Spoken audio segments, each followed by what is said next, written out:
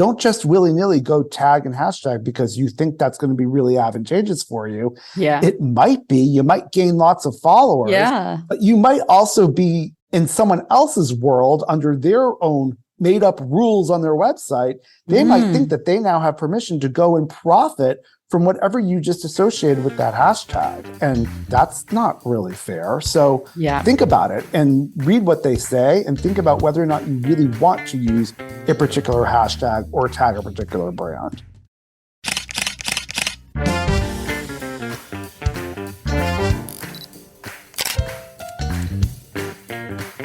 This is your host, Dyutama, but you can call me DJ. And I love to inspire food photographers to dream. I spent 15 years as an architect studying buildings and constructing hospitals before taking the biggest leap of faith of my life, which was setting up a food styling and food photography business right from scratch. If you're a dreamer like me, wanting to start a new photography business or grow your existing food photography business, jump right into a world where I share practical, actionable strategies to improve your photography skills, to work with clients, make more money, all with a fearless mindset. This is the My Food Lens podcast, and we take you one step closer to your dreams. So let's go.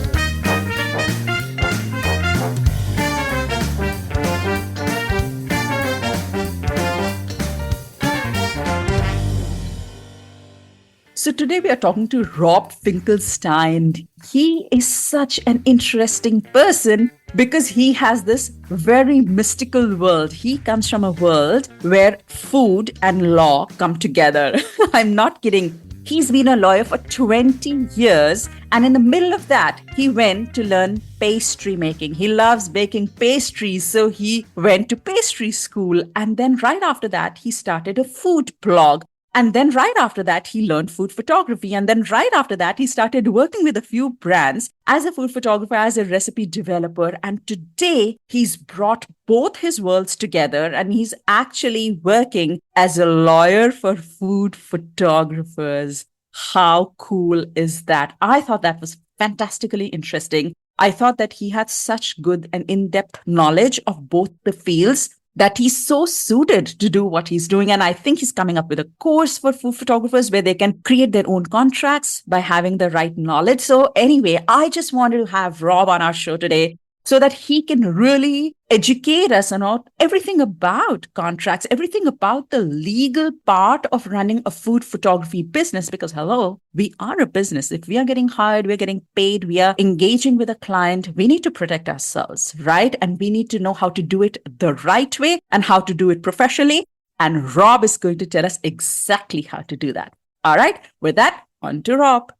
Hi, Rob, and welcome to My Food Lens podcast. My God, such a pleasure to have you. You have such an interesting career path. I mean, it's incredible. I think we should just start there. I think we just really need to talk about how a lawyer gets interested in pastry making and then gets into food blogging. It's incredible. So walk us through a little bit of your journey of how you've got this beautiful mix of food and law, and you're rocking both worlds amazingly. So tell us how that happened and where you are today.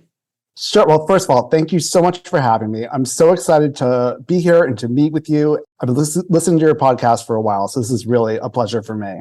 So my full name's Rob Finkelstein. I am a lawyer. I've been practicing for over 20 years. I'm in the United States. I practice in the state of New York.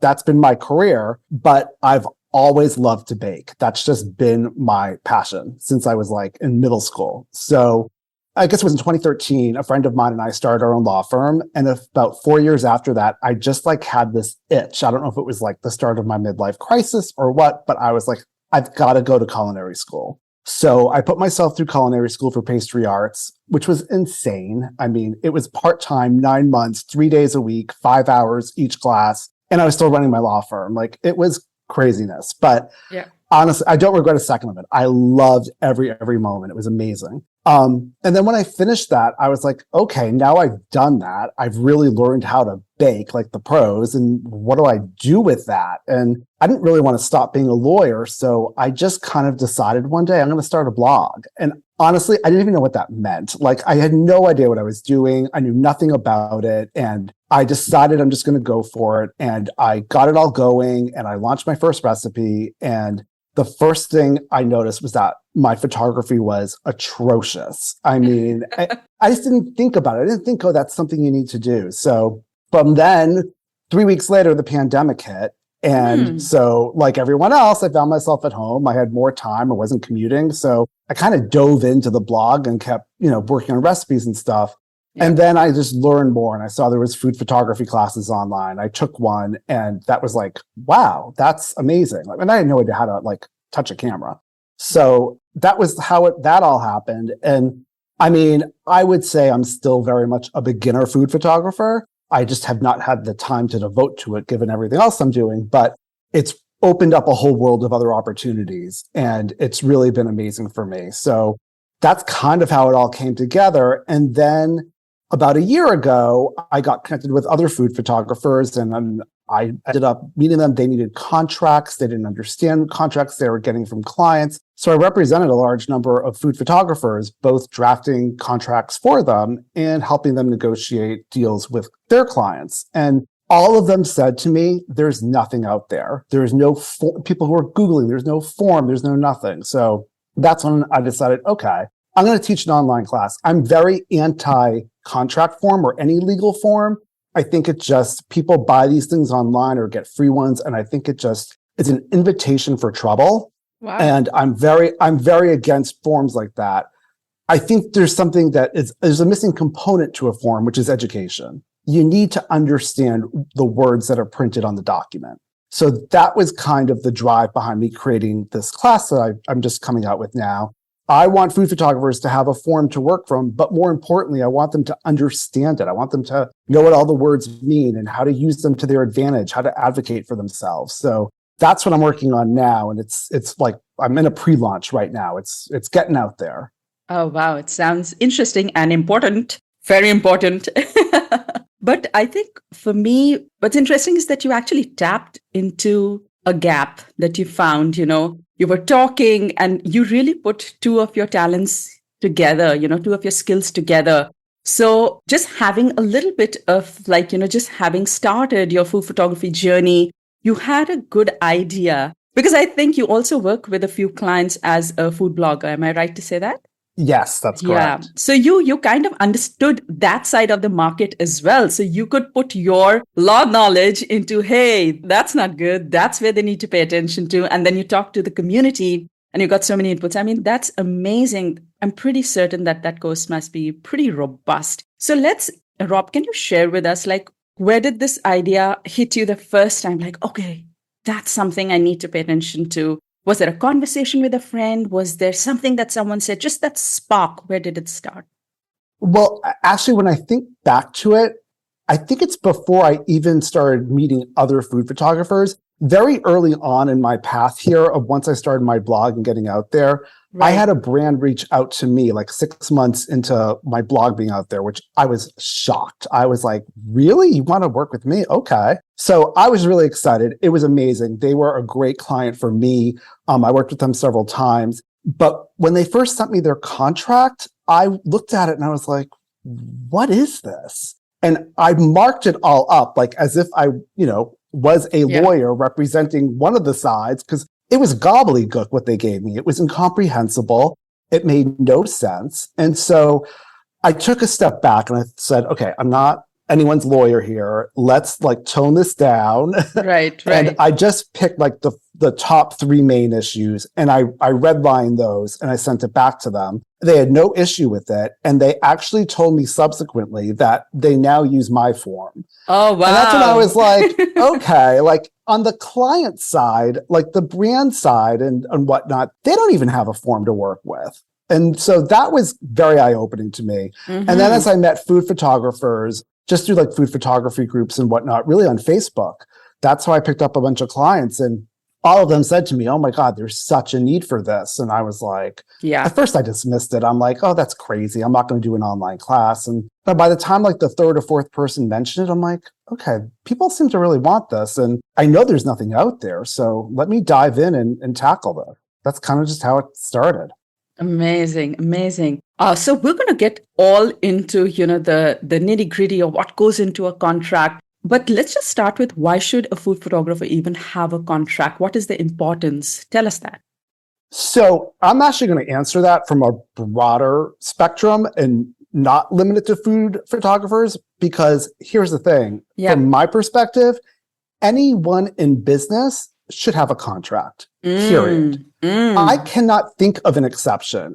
It gets so frustrating for me as a lawyer when I have people come to me there's a dispute with their client. They don't know what to do and this and that. Oh, well, what does the contract say? Oh, we didn't have a contract. Wow. What? Yeah. That's mind-boggling to me. So anyone listening to this who happens to be in any business, I'm just telling you, get a contract. You should have a contract.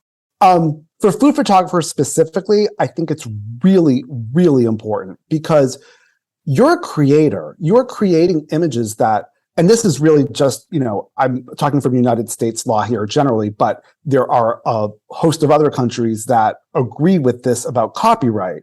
You're a creator, and once you take that photograph, there's copyright protection. You own those images as a matter of law. And if there's something in a contract that says otherwise, that's something you've got to talk about and negotiate. And if there is no contract, well then, what's your client getting? What are the usage rights? What can they do with it? How are they getting paid? How long can they use it? Where can they use it? It's so important to spell it all out, because without spelling it out, you're inviting trouble. And by trouble, I mean lawsuits, which is expensive and timely and nasty, and you don't want to go there. Oh, wow. And if not lawsuits, then you are running into probably the issue of not getting paid, not getting credited, and your work being used where you don't approve of it being used and where you didn't sign up for. Is that right? Exactly. Yeah. And, or being altered and modified, derivative works created from it. There's all kinds of issues. And I mean, for food photographers, I think that's the core issue and the main reason to have a contract. But there are so many other reasons. I mean, another reason, which is really for anyone, not just food photographers, especially given the environment we're in a global economy here. And I mean, your listeners are all over the place, and they're getting work from clients in countries all over the world. Yeah. And it's so important in a contract to specify, if, heaven forbid, there's a dispute and you end up in some sort of lawsuit, which country's laws will apply. If that's not set out there, that is a whole other sideshow of litigation that can become very timely and very expensive. But you can nip that in the bud at the outset if you have one sentence in your contract that just says which countries or which state or what jurisdiction's laws will apply. There's so many reasons to have a contract. I mean, the list is endless. Yeah. If you're being hired for a service, if you're getting paid for your service, you need to protect yourself. And I think the client, even if you're not being paid money, even if you're just being, there are plenty of times food photographers, especially getting out, they'll agree to do something in exchange for product. You should still have a contract. I mean, you still got to spell out, okay, you're getting this product. That's compensation. Fair enough. But what can your client use these images for? Where, when, how, why? It's all going to be spelled out. So tell me one thing. You said something very interesting earlier on. You said that you were working with a brand and that brand sent you their contract, right? So is that typical? Or do usually food photographers have to present their side of the contract for the client to sign? How does that work? For me, it's been the brand giving me one that I look at and I just think it's gobbledygook. For most of my clients, I think it's been 50-50. But the thing is, I think more often than not, they're using the brand's contract because I think too many food photographers either don't have a contract to present to their client, or they just don't understand it. And that's a big problem. That's kind of why that's the impetus behind me getting this course out there. I mean, it's a big knowledge gap that's important because I think it can be much more advantageous for a food photographer to present a client with their contract. Not that their contract is going to be one-sided or anything, but as the owner of that document, you know what it says, you know what everything means. So it just makes life a little easier for you, especially if they come back and they want to negotiate some terms. it's your document. You know how it's set up. So it's just easier for you. But if Right. they give you a contract, that's, you got to educate yourself. You got to know what all the words mean and how they all work together. And, does paragraph 3 jive with paragraph 8? Those are Right. just, you got to read it very carefully. And you always just ask if they have a contract or do they want you to send theirs, right? You just ask whatever works for them or not. What do Well, you it think? depends. And honestly, like, that's not so much a legal issue. That's just business. And Yeah. you kind of got to go with your gut. I mean, if you're working with a brand that has, they have a history of hiring food photographers and they just automatically send you their contract, okay, work with that. Yeah. But if it's a brand that doesn't have too much experience hiring a food photographer, I would try to get my contract in there just because it makes your life a little easier. Yeah. I mean, at the end of the day, it shouldn't matter. A good contract should be well negotiated by both sides. There should be compromises going from both ends. So it really shouldn't matter, but it certainly would make your life a lot easier if you're working from your own. I love that. That's such a great point. Just make your life easier. And yeah, fantastic. So tell me, Rob, you mentioned one of the points to be included in food photography contract is location, like, which laws apply. So tell us a few more of those meaty bits. Share some of, maybe the must-have points that every food photography contract should have. I will tell you, there are so many points that should be in there, which is why everyone should have a contract. I'll pick like my top 3. Yeah. So one is the one we just talked about, that which is in legalese, that's called choice of law, that which jurisdiction's law will apply in the event of a dispute. I think that's so important because I think it used to be less important before, technology and when people were working more local. But nowadays, I mean, you're in Singapore. If you're doing work for a company in the US, like a big sugar company or something, that needs to get resolved before anything. I mean, it really, because that kind of litigation can just get so expensive and it's not worth it. And it should be something it shouldn't be a fight with the other side because it benefits both parties to know which jurisdiction's law. And, you always try and get yours. So you would try to get for Singapore, but if it ends up that the company is saying, no, it has to be United States law or whatever state, or okay, it's not the end of the world. Because the truth is, if you can file a lawsuit, if they don't pay you, if there's nothing in the contract prohibiting you from filing in Singapore, the court in Singapore can apply United States law. It's not the end of the world. Right. But I think the most important thing is to set out which jurisdiction applies. Right. The next thing is ownership. Who is owning it? And I cannot stress it enough. I mean, you are a photographer. You have certain protections under the law, under copyright law. Take advantage of that. That's yours. Don't give it away. I've seen brands try to push to own images for the cost of a license, really. And it's just like, whoa. The best advice I can give, though, is talk to the brand, because I think sometimes you're dealing with a marketing person over there who may not totally know the lay of the land and how this all works. And if you ask them, okay, well, why do you want to own the images? What do you think you're getting from that? And what they end up explaining 9 times out of 10, I find, is that they're really asking for a license. They just don't really know the difference. True. So true. So education is key. I think communication is key. And with those 2 things, I think it can be an easy negotiation no matter what you do. And to that end, the third thing I think that is critical is the license rights. The who, what, how, why can they use the images or video or reel or recipe or whatever you're creating?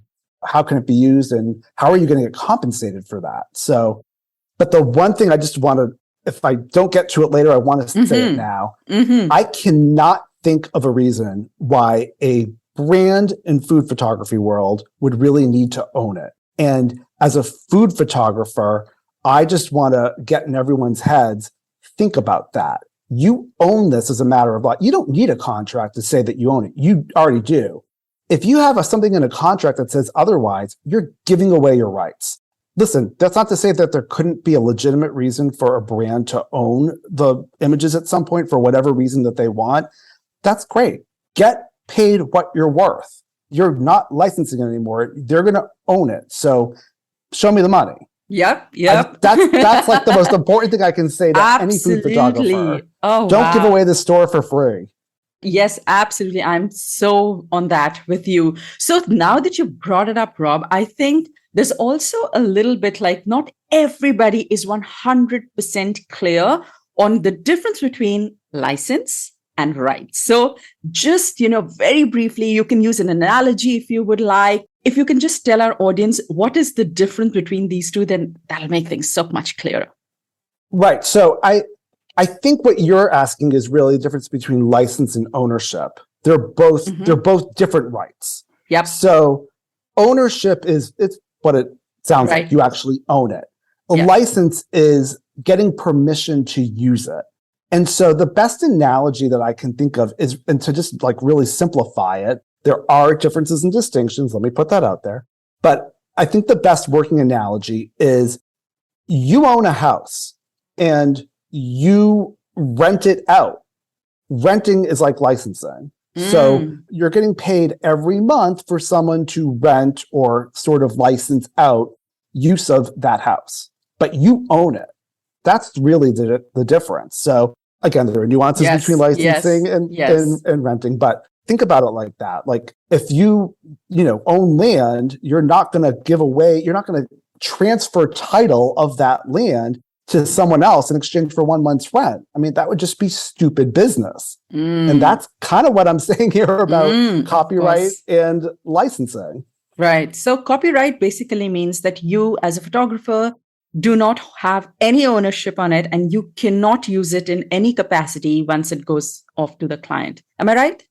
The copyright? The copyright. If you give the ownership, the complete ownership, then you as a photographer have you don't own it in any capacity. You can never use it. It's just not your photo anymore. Well, it depends. Because it could be the case. Say a client really is adamant, they want to own it for whatever reason, and you're cool with it, and you agree on hopefully a large sum of money for that. Great. Right. Good for everyone. Wonderful. Yeah. But there could be language in your contract that says that you still get to use it, so that they might license the rights back to you so that you can use the images. Maybe, you want it just for your own portfolio for marketing purposes to put on your Instagram account. And you could spell it out that specifically and say you have that perpetual use, or you can use that for 5 years, whatever it's going to be.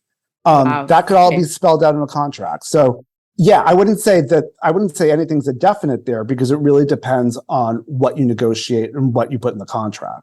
So it means that if a brand does want ownership, there is a way that photographers can still use their photos. There is a way that they can still use it for their own portfolio, promotions, wherever they need. They just have to have it drafted correctly in the contract. Exactly. I mean, listen, so just a couple things about, one thing about a contract is why it's, we talked about why it's so important, but the other thing it is, and I know a contract is really, really boring to read. I mean, sometimes I gotta pinch myself and slap my face when I'm reading a really long one to keep myself paying attention. I get it. But a good contract sets up the story. And it really if you look at it carefully, the way it's structured, a good contract anyway, it tells the story. There's an introduction of who the parties are. There are what are called recitals usually, which give a little bit of background, which gives some context. And you get into some of the business terms. Then you get into some of the more legal stuff. But it really is a roadmap for the relationship as to what the obligations are, who's creating what, who's being paid what. And then there are mechanisms to deal with potential issues and disputes that might arise, whether or not it's between the two parties or some third party who's not part of the contract. Someone files a claim for some reason. Yeah. So a good contract has all this. It's thought out. It's strategic. And that's the same thing here. If you're going to sell the copyright, but you still want the license rights, think about that. Think about what you would want to be able to use it for and what purposes and all that, and get detailed in the contract that you reserve the right to use it for blah, blah, blah, blah. And there you go. You have a way to keep using it. You've spoken like a food photographer. You brought storytelling into a legal contract. I love it. Fantastic. It can be an impossible thing to do, but I did it. But that's amazing. So Rob, tell me, and correct me if I'm wrong here. So, Usually a contract comes just a little later when you are, when you're talking to a brand, you've both set that, okay, we're going to go ahead, we're going to hire you, and then you get into the contract. But before that happens, oftentimes photographers need to send out a proposal. You have your fee, you have some of your important terms and conditions in it. So how is a proposal different from a contract in terms of the terms that you would just put out upfront versus something that comes in much later in detail in a contract? So just walk us through that a little bit. It really depends. I mean, there are so many different ways of doing this. My opinion for a proposal is to keep it bare bones. I don't put in any sort of legalese, no obligations, no nothing. All that I think should be included in there is what the client wants, but specifically, 3 photos, 1 reel, 1 stop motion video, and a recipe. Mm-hmm. And then set out the price for it, set out the due date, when it's expected. If it's going to all be licensed, which it should be, or most of it anyway, put in the term so that it's clear right there. And even where the client can use whatever you're giving them. So if it's for, if the reel is for all social media platforms, I wouldn't even say all social media platforms. Get specific. Instagram, Facebook, TikTok, spell it out so that there's no issue down the line.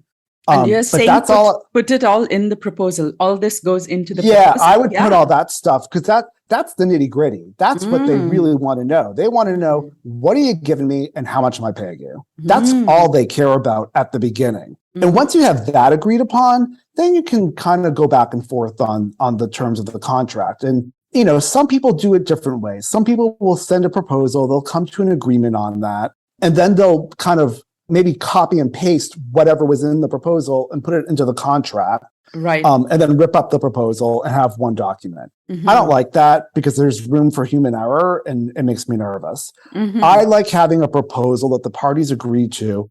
I then attach that to the contract and I incorporate it into the contract.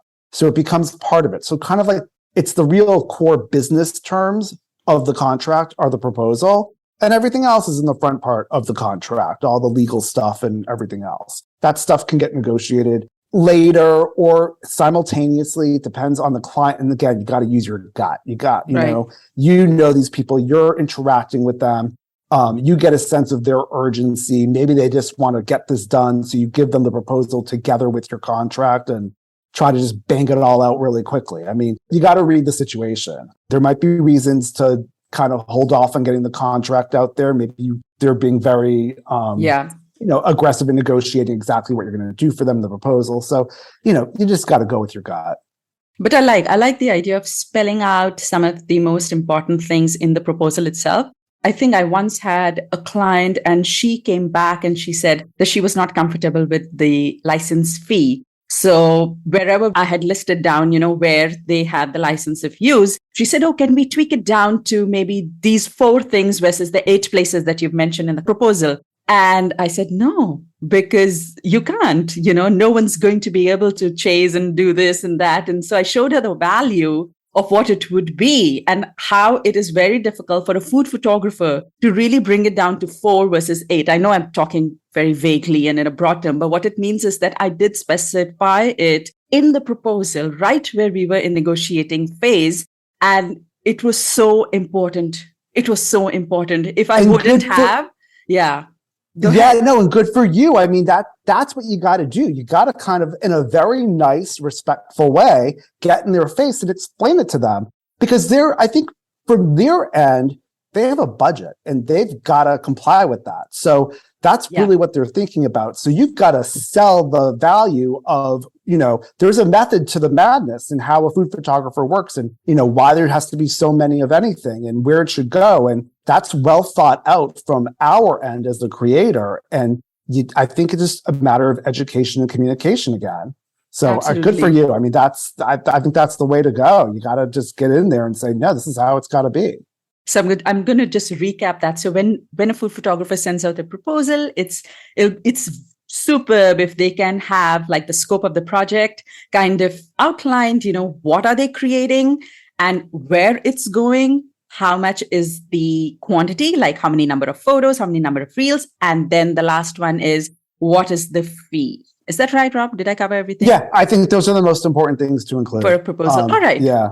Cool. And how about... And the nice thing too about a proposal is, unlike the actual contract, which is like boring, it's just black and white words. Yeah. You can, slap your logo on the proposal, dress it up a little bit. I think that's a nice marketing tool that we have, that just to get be remembered and get the proposal out there. So yeah. Fantastic. So how about recipes? Because you have also, you worked with brands, and, oftentimes food photographers not just create photos, but they create recipes for brands.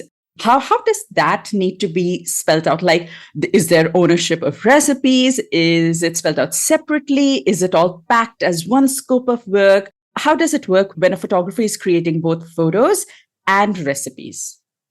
So I'm first going to say, again, it depends. It depends how you want to word it. From a legal perspective, with a photograph, there's copyright law that attaches to it the second you press the button. So you own that as a matter of law. There's no such protection for recipes under the law. So that's another incredibly important reason why you should have a contract. I think there's law all over the place. I can tell you, even just in the state of New York. So I have to imagine that basically everywhere there are similar laws all over the place, and what a court might do with it with respect to recipes. I think without having anything in writing, there could be arguments both ways as to who owns it. And let's avoid that. I mean, we don't want to have disputes, and we want to spell it all out. So, I think 9 times out of 10, the brand wants to own the recipe for whatever reason. And I mean, for my purposes, I don't care. Yeah. If I create a recipe for them for their product, then okay, good luck, enjoy it. But there are nuances to that, and there are exceptions. If they're going to do a sponsored post on my blog, then, I would write in there that we both own it jointly. Because we both want, I created, it's living in both places. There might be situations where you want to say, you know what, this is my recipe. I own it, and I'm going to license it to you just as if it were a photo. And some brands will just say, okay, because as long as they get the use of it, they might not care. So, I generally give them ownership of the recipe because it's an easy give to me, just for negotiation purposes and whatnot. So, but it can really be done in so many different ways. It's also I feel like it's a bit of a slippery road. I mean, you can tweak it just a little bit, and then it's a whole different recipe, right? And that's just it. I mean, in the United States, under the copyright law, you can't copyright the ingredients, and it's very difficult, but not impossible, to copyright the instructions to a recipe. But that's separate, because if you have a contract that says something else, then you have a binding agreement as to who owns what, it can use it. So, I mean, if you're going to say that you co-own it and you can both use it for any purpose, I mean, that's what I'm saying. With recipes, because you can't, just as you said, people can tweak a little thing here or there, and it's acceptable and okay and whatever. So, someone else is going to probably copy that recipe anyway and put it on their blog. So, and you can't stop that from happening. So that's why I don't get too hot and bothered about ownership of recipes, because it's just different. It's a very different area of law. Unless it's your grandmother's recipe and you really need to safeguard it, then you go all in. Yeah. But otherwise, right. Photos are, I would say, higher premium asset. That is, I guess, protecting that is far more important for a food photographer than recipes. Is that right to say or not? Yeah. I think that's right. But it's not, I think there's a difference there. But I think financially, you should be charging for both of them. And I would set those out. What are you charging for each one? I mean, I would charge a certain fee for the recipe and a certain fee for the photographs and the video and all that. I mean, it's a different set of prices that I would put out there, because it's different skills that are being used. But if we just talk in a very broad sense, the typical, just typically what is done is who owns, what happens to the recipes? Do the photographers get to continue to use their recipes, or does the brand usually own the recipes? What's the usual trend, I would ask? I think the usual trend is that, from what I've seen, and I mean, you tell me if you've seen anything differently, but from what I've seen, it's usually the brand gets the ownership of it, because I just find that, like, for me, when I've done it for brands, I don't care. Like, I created this recipe, I spent time on it, but you know what? You're paying me for it. Have it. I don't care. Right. But whereas with the photograph, like, I have a legal right to own that without any discussion to start out with. So I use that more as leverage to try and get paid more for the license fees for that. For the recipe itself, I want to get paid for it, but it's not as urgent to me. I also think that there's one very important point, because you said that, in my experience, I've seen actually two different things. So when I create recipes for a magazine versus when I create recipes for a food brand, then the ownership is very different. So for a food brand, obviously it is their product, and so they would like to own it. That becomes their recipe. But when I'm creating something for a magazine, it's not really focused on one particular product. And so that way we co-own the recipe. So yeah, is that your experience as well? Yeah, and I think that's a great exception to it. I mean, because there are other places a food photographer and recipe developer might be selling or licensing recipes. And I think, in print magazine is like a huge, that's a whole other market. And there could be situations where it's not just for a particular brand or product, but it could be for a restaurant that they want something done. I mean, that could happen too if a restaurant hires a food photographer to come in and maybe also develop something that they can put on their website and give a recipe away. So, all of that can happen. That's why the contract's so important. I mean, you got to spell it out that you're both going to co-own it. Co-own it. Awesome. So let's talk about the license, Rob. We have so many different kind of licenses. And again, correct me if I'm wrong. I'm not the lawyer. So I've, where there are different kinds of licenses that can be granted to clients, right? So can you tell us what are the different kinds or how you would categorize them? There is a whole host of legal words that are used that make this so nuanced. And I can't say it's one-stop shopping for a food photographer. I think you need to think through what your client actually wants and what they're paying you for. So I'll just give you a handful of terms. So one is exclusivity, which would mean, can you, as the food photographer, you own the copyright to it? You're giving a license. Are you giving them an exclusive license or a non-exclusive license? Are they going to be the only ones you license it to?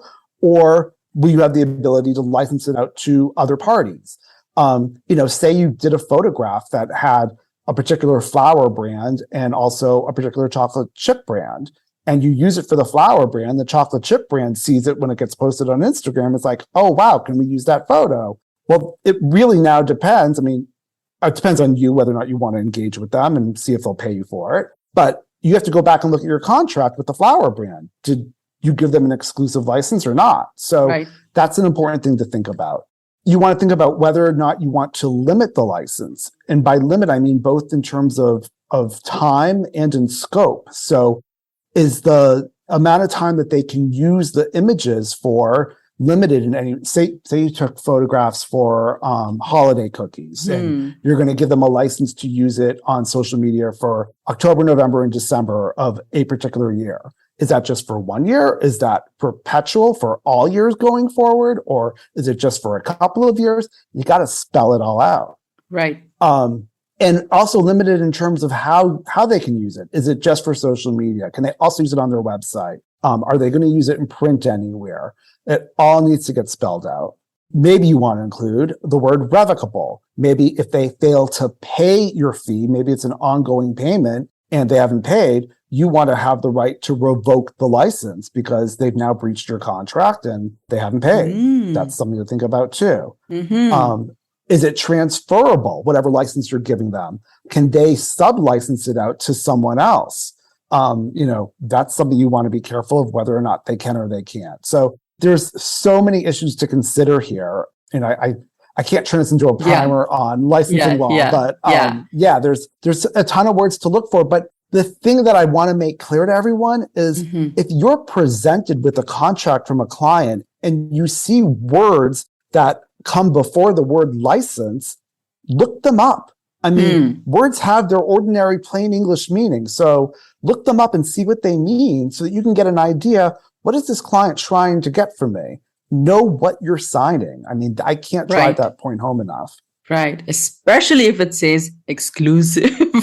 Yes. Yeah, absolutely. But also the fee, when we talk about the fee, it varies so much based on the license. So like you said, if it's for print, if it's going on a billboard, if it's going to be in a TV commercial, if it's only going on social media, I mean, there are so many different kinds of license that are granted, places that they can use. And do you think the fee varies according to that?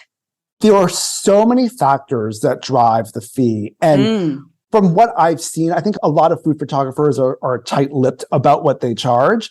And so I don't know that any one of us really knows exactly what most people are charging out there. Right. But that said, I think, and this is really just as a business owner, you need to think about what you're doing and where you're doing it. So there are so many factors that drive the fee. The term of the license, meaning how long that they'll have use of it, but also geographically, where are you located? Your cost of living, that comes into play. I mean, this is your job. Like you need to get paid so that you can live. And that's an important factor to consider. Don't give away the store necessarily. I mean, maybe there's a great opportunity. Maybe it's a big brand. It would look really good. So you might charge a little less than usual. There are always exceptions, but there's so many considerations here as to what you're licensing for, how long, and what benefit are they gaining? Yeah. They're going to profit from whatever you're doing. They're using it for marketing, for advertising. So there's money there. Make sure you get paid what you're worth. Right. But there is no, do you think there is like a golden rule? Like, would you charge more for something that goes on a TV commercial versus something that goes just on social media, right? Because they're paying more to have a commercial air on television. So it's higher value content. Yeah. If they've got pockets deep enough for that, they can shell out a little more money for you. Yes, of course.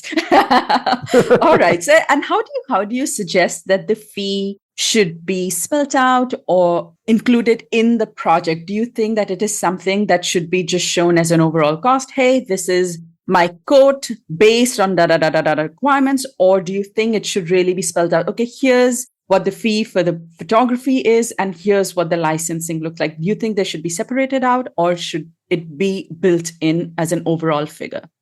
I've said it before and I'm going to say it again. Yeah. It depends. Okay. I mean, I can see situations where you just want to give an overall fee and just say it's all included. Right. And I like doing that for a smaller job. It's just easier. And I think the client appreciates that. But I think if you're doing a bigger job, it makes so much more sense to spell it all out and get really detailed. Because think about it. Let's use that example again. You create a recipe and photos and video and all that jazz for holiday cookies. And the client wants it for October, November, December to get out there on social media and on their website. Great. And then what happens 6 months later when they call you and say, hey, listen, that was amazing. It was such beautiful work you did. We appreciate it so much. We really want to use those images again for the next year. So now you've got to decide what the license fee is. If you have that already broken out for them, they already know what it is. And it just makes life a lot easier. So I think it's so important to think it all out. Just like I said, the contract kind of tells a story and gives a roadmap for your relationship. So does the proposal and whatever it is that you're going to provide to them and the fees they're going to pay to you. I think the more specific you can get, the more advantageous it is to both parties. So generally, I'm a very big proponent of getting very detailed. But as I said at the beginning, there are exceptions. Yeah. And I'll tell you a little bit about the exception. So way back when I had just started my food photography career business, I actually had an offer from a Michelin star restaurant to shoot for them. And I went ahead and I broke down my fee as, okay, here's photography, here's licensing, blah, blah, blah, blah, blah. And it just went the opposite way. So again, like you said, it depends on the clients, So you got to read your audience. Yes, it just did not jive with them. They wanted one figure. They didn't want to get into the specifics. They were like, just tell me what it'll cost me, And on the other hand, I had another big client here in Singapore, and they just wanted everything broken down. It was really, is it going in 8 different places? And what is your license? We were talking like within like hundreds of dollars, how it's broken down. So you're so right to say that, it really depends. And also, I think the size of the client matters, whether you're working with an agency, whether you're working with a boutique food product brand, whether you're working with a restaurant on a one-on-one basis, there is no middle person involved. I think there's so many things that really matter in how you position your fee, I guess, right? Fantastic. Absolutely. Rob, let's talk about at what point. So I've made mistakes. Like that was definitely one of my mistakes. And I was like, oh gosh, at what point do you think photographers should really bring up this topic of rights and license? Because photographers hate it. We just want to talk about all the creative stuff, all the beautiful stuff. Oh, I'm going to bring this and I'm going to do this. And here are the props I'm going to use. But, when we start talking about license, it's not always an easy conversation. So what do you suggest? At what point should this come up? I mean, listen, it's business and it's negotiation and it's never, ever comfortable. And I actually think that's kind of a good thing because if you're uncomfortable, they are too. And I think you got to remember that because I've been there too. And not just with my own food photography negotiations, but just representing clients in all walks of life. It's a game. It's a tug of war. And, you got to come to a happy medium. So I think you got to be very, and by you, I mean all food photographers. Yeah. I think, again, you got to read your client. That being said, I think the best time to broach it is in the proposal. And that's where you're setting forth everything. And there might be some discussions beforehand. I mean, some, say they have a Zoom meeting with you or they call you on the phone, they have an initial conversation just to get the lay of the land. You might bring it up there, but read your audience and see if they want to know, like if you suspect they might want something more than just a license and whatnot. But otherwise, I just put it in the proposal. I mean, if you're stating in your proposal, the cost per image is whatever, that includes pre and post production and all that great stuff, and you have a separate line item for license, it's pretty clear that you're only licensing the images. You're not selling it to them. So, I mean, I think that's another reason why I like getting very specific in the proposal, because right at the outset, it's clear as day that this is to get license rights only, not ownership rights.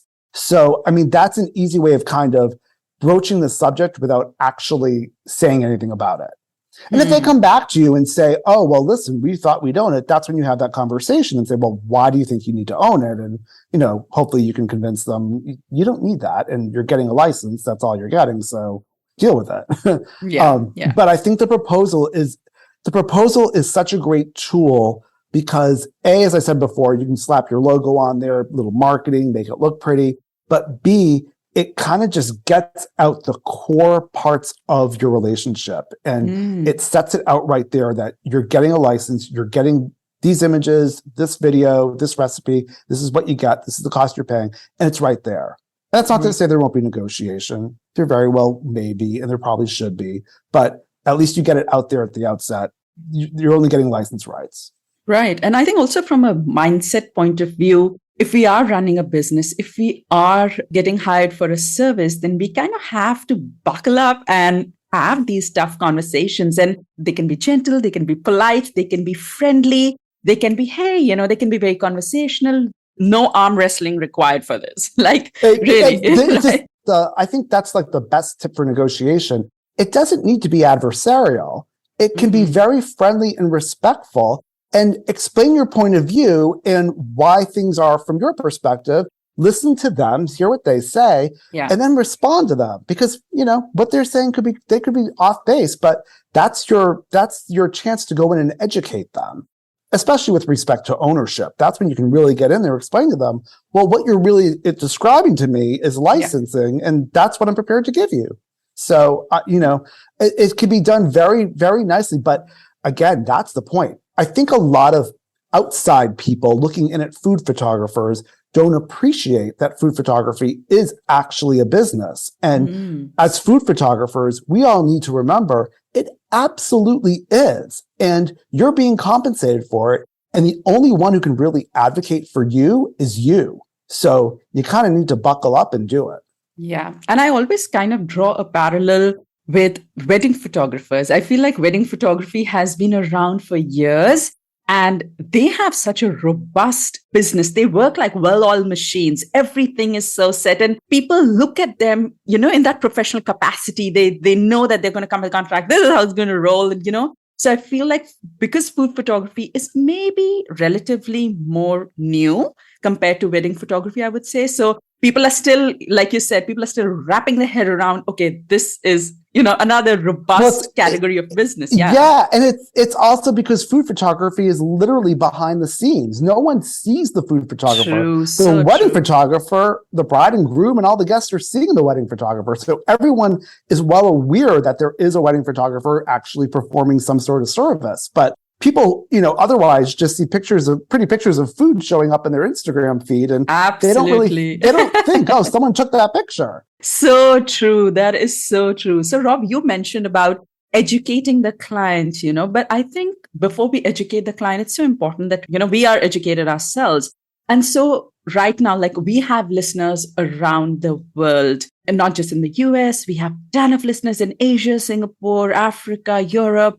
So just in a very broad way, can you tell us that when food photographers do want to educate themselves, who do they turn to, for specific advice? Like, how do they know that they are drafting the right contract? Like, are there good quality templates available online, or do they always have to work with lawyers? How do they educate themselves? Tell us that. Let me see if I can break it down. As I said before, I am generally opposed to just buying a form and using it. That being said, if you do buy a form, read it through carefully. Look up the words if you don't understand them. You need to understand every word that's printed in that document. And just because you get a form doesn't mean you need to use it as is.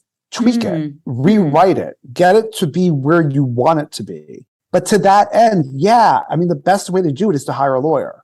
I don't know that there are too many lawyers experienced specifically with food photography at this point, but you really just need a lawyer who's experienced in drafting contracts. If you can find someone in the creator space, I think that's even better. Someone who's represented other creators, graphic designers, and maybe wedding photographers. I think that translates very well. And you can educate the lawyer as to exactly what it is that you do and what you're looking for in a contract, the things that you want to make sure you're protected and how things are supposed to play out. That said, I have Googled it all over. And I have not found a form agreement for food photographers, which was sort of one of the impetuses for me to create this course. Because again, I'm not just about, here's a form, go use it, food photographer, good luck, because I don't think that's useful. I think that could actually hurt a food photographer more, because I think someone might just rely on a form and not really understand what it means. Whereas if you go to a lawyer and work with them and understand it, all the better. But that's why I have this course out there where I created a form template of suggested clauses and sections and words, but that doesn't mean it's printed in stone. Right. It can be changed. And I encourage everyone in my class, look at what it says. If this doesn't work for you, you need to modify it, but you need to understand what it all means. And in my course, I go through literally every word in that agreement and explain what everything means. Because if you don't understand the agreement, you shouldn't sign it. And if you don't understand it, then talk to a lawyer so that you do understand it or can negotiate before you sign it. But I've seen many people just sign. And listen, there are people out there, I know especially there are a lot of wedding photographers out there who say, oh, I've been doing this for 30 years. I've never had a contract and I've never had a problem. I mean, that's great. Like to them, I say, great. In my head, I'm thinking, well, whoop-de-doo. That just means you've been very fortunate that there hasn't been an issue that's arisen. But that's what a contract is there for, to protect and to guide in the event that something does come up. And you never know, like life is not predictable. Anything can happen. So that's why you need a good contract. So it's not just to protect you, it's to protect both sides. Yeah. And I think you said something so interesting. It's like insurance, right? You don't see the immediate value of it, you feel like, I don't need it. Nothing's happened. I'm so healthy, but then it happens and you're like, oh gosh, thank God, It's so So, funny you said that because that's an analogy. I'm always on the fence as to whether or not I want to use it because it is oh no, but I'm glad you brought it up because now we can talk about it. no. Okay. So I'm always on the fence about using that because, insurance is different from a contract, but yeah, I mean, I think it really is a thoughtful analogy because you're going to spend a little bit of money to get a contract, no matter how you do it. And you want it to be well drafted. Listen, if you spend like $99 on a form contract, I think you're wasting money. So whatever it costs, spend it to get a good form and work from that so you fully understand it.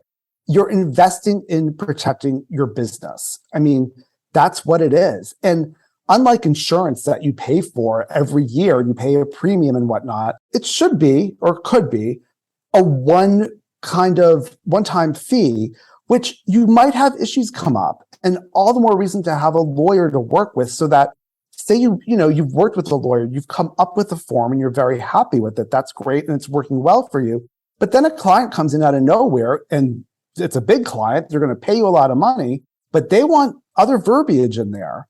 So bring your lawyer in. You're going to get paid money for that. Like, you protect yourself. I mean, that's what it's all about. It is sort of that kind of insurance because the truth is without it, if a dispute arises, it's going to cost you at least 10 times more than it would have cost you to have a good contract. I know you mentioned get a lawyer like so many times, and I can just hear this in my ear, like the whole food photography community being like, fee, money.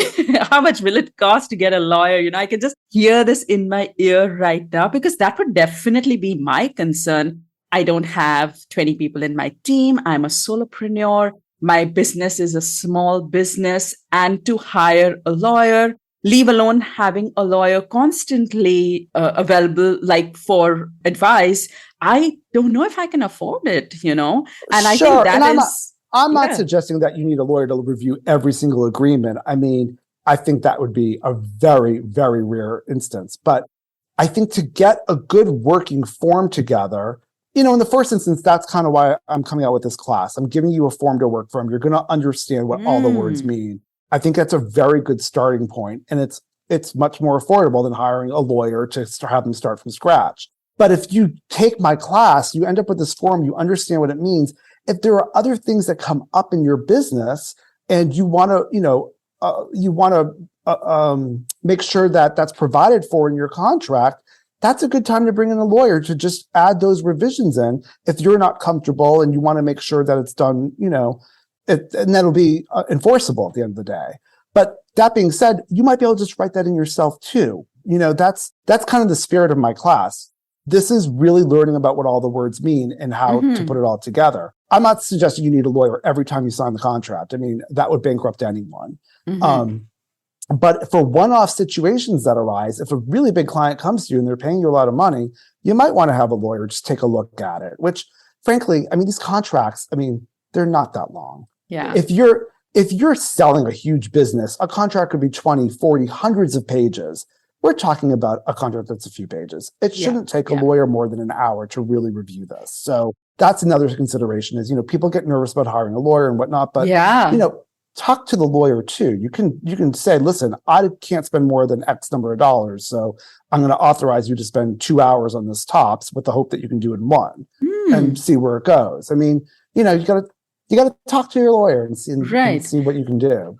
And do you think, like, let's say someone's just starting out, they're in the first year of their food photography business, they've put in a contract together and they hire a lawyer to really go through that contract. Do you think that this could be a session where they get educated, in person by the lawyer goes through their contract, really educates them, hey, this is what you need to look out for, and really empowers them in that time, whatever that allocated time is, so that moving forward, they are, at least in a better place to be able to tweak their contracts and move forward if they cannot have someone, on an ongoing or periodic basis. Do you think it could be something like a one-time investment and in hiring a lawyer?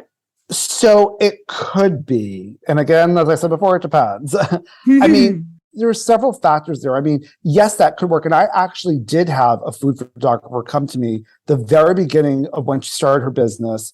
I put together her contract for her and we went over it. We spent like an hour and a half on the phone going through everything. And I explained how it all works and whatnot. And it's been a couple years and she seems to be working well for her. So that's great. Yeah. Oh, wow. But Okay, I did that kind of as a favor and I did it for a set fee. And so it was very affordable for her.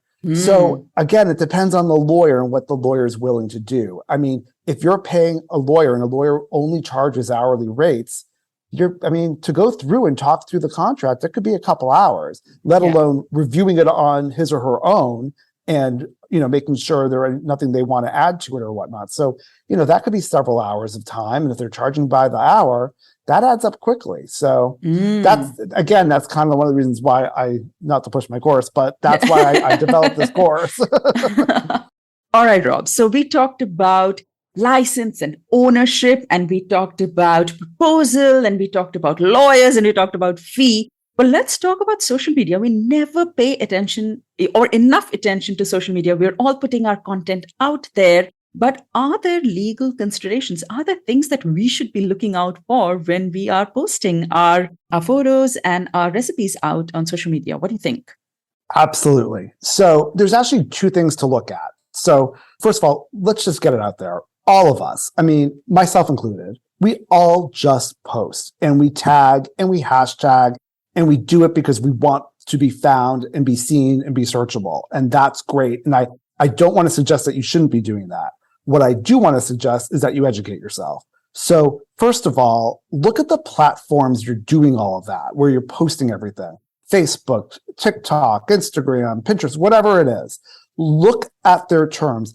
Generally, I think what their terms say aren't offensive to us as creators and food photographers because they want us. They want us to feel at home on their platform. So it shouldn't be an issue, but you should read it. There might be something in there you're not comfortable with for a particular post. That's one thing. The bigger thing is to look at which hashtags and which brands are you tagging, because they might have some clever way of trying to assert rights or actual ownership over the materials that you're associating with those hashtags or just by tagging them. And I've seen it actually on Instagram. Some businesses have actually put verbiage in their bio that use of their hashtag, or by tagging them, you're giving consent for them to repost whatever you've posted. Look at it. Look at what they have on Instagram, but take it a step further because it gets even murkier. Look at the brand's website. See what their terms and conditions say on there. While I do not think it's enforceable for a number of reasons, some brands out there, and I'm talking big brands, have in their terms and conditions on their website that by using a hashtag that they use for their brand, you're giving them permission to not just use it, but to profit from whatever you've associated with that hashtag, that they have the rights to create derivative works from them, that they can sell them, sublicense them. They're profiting from that. So my point there is educate yourself. There are some big time companies out there that we all have hashtagged and people use them regularly. Think about it. Go look them up. Literally all of them. So most of them I think are pretty legit and they aren't trying to overstep, but some of them in their terms and conditions put that language in. I don't think as a matter of law that if there were an actual litigation that those brands would win. They own the rights to their website and what goes on there. That's their house. They own it. That's fine. If you're posting directly on their website, their rules will apply. That makes sense. I don't see how their rules can dictate who owns or can use what on a social media platform, especially if that user, if the food photographer has never even gone to the website for any reason and never posted anything, yet they're just using the hashtag on that social media platform. But there are words in those terms and conditions on certain companies' websites. You need to educate yourself. So that's really the point here. don't just willy-nilly go tag and hashtag because you think that's going to be really advantageous for you. Yeah. It might be, you might gain lots of followers, but you might also be in someone else's world under their own made up rules on their website. They might think that they now have permission to go and profit from whatever you just associated with that hashtag. And that's not really fair. So think about it and read what they say and think about whether or not you really want to use a particular hashtag or tag a particular brand. Right. And I'll say that I definitely don't take the time to go onto a brand's website and to really read their, fine print. It's mostly, for exposure, to get featured.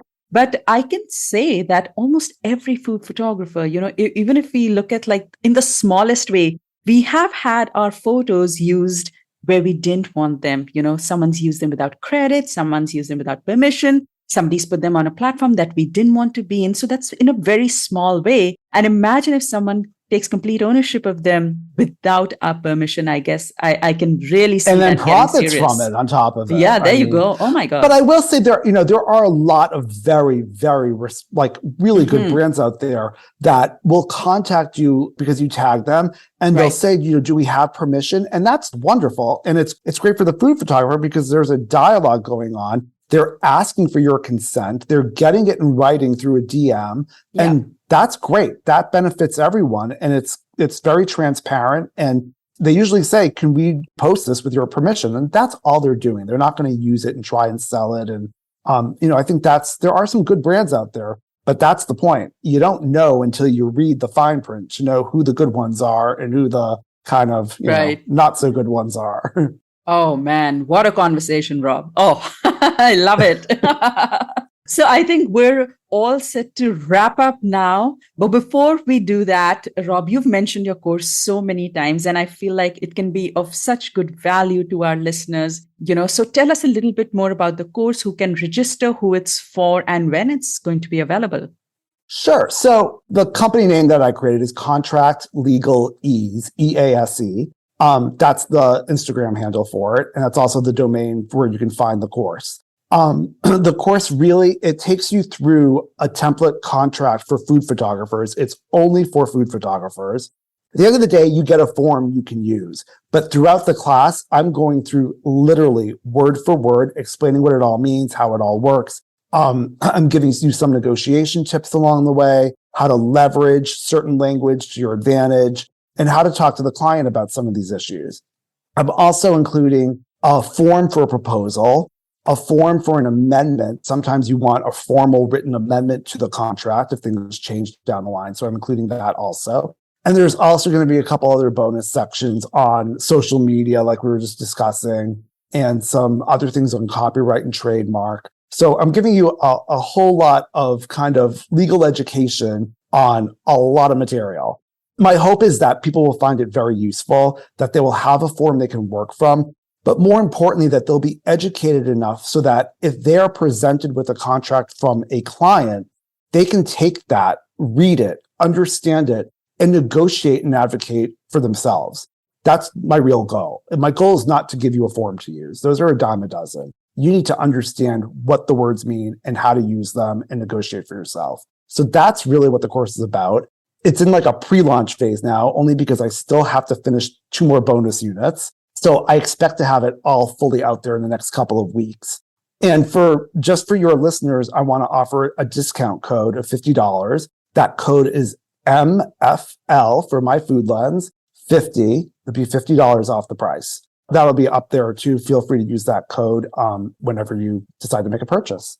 Oh, fantastic. Thank you for that, Rob. I'm sure that our listeners are going to really find this helpful, especially because this can be such a slippery road. Really, it can be nothing or it can turn into something so big. So the importance of contracts is definitely a bit undervalued right now. But I'm sure after this conversation, that's not how everyone will feel about it. And thank you for the discount code. We'll have that linked in the show notes. And Rob, before you go, can you please share your social media handles with our listeners so they know where to find you?